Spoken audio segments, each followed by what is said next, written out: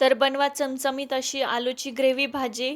जर ही रेसिपी आवडली तर चॅनलला नक्की सबस्क्राईब करा. एकदम सिंपल आणि इझी रेसिपी आहे. त्यासाठी घेतली मी एक कढाई, त्यामध्ये तेल ॲड केलं. तेल गरम झालं की जिरे, मोहरी आणि हिंगाची फोडणी करून घेतली. त्यानंतर ॲड केला मी कट केलेला बारीक कांदा.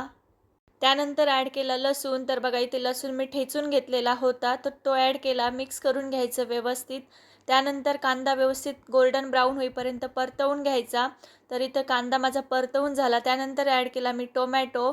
तर टोमॅटो पण बारीक कट करून घ्यायचा. त्यानंतर ॲड करायचं मीठ, म्हणजे टोमॅटो आपला पटकन शिजला जाईल. त्यानंतर ॲड करायची हळदी पावडर आणि लाल तिखट.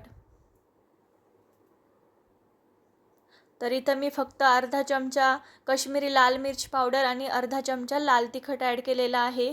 ते ॲड केल्यानंतर व्यवस्थित मिक्स करून घ्यायचं. 2 ते 3 मिनिट छान तेल सुटेपर्यंत हा मसाला तळून घ्यायचा.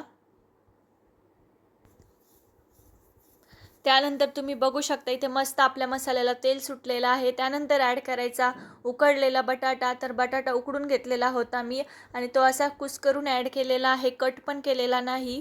तर फक्त कुस्करून मी ॲड केला. त्यानंतर व्यवस्थित बटाटा मिक्स करून घ्यायचा मसाल्यामध्ये.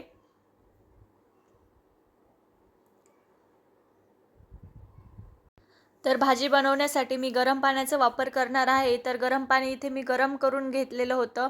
आता ते ॲड करून घेणार आहे.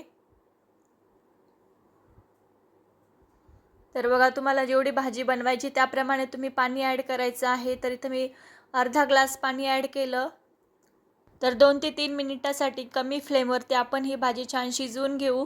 तर बटाटा उकडलेला असल्यामुळे भाजी शिजण्याला खूप कमी वेळ लागेल. तर बघू शकता इथे भाजी आपली रेडी आहे.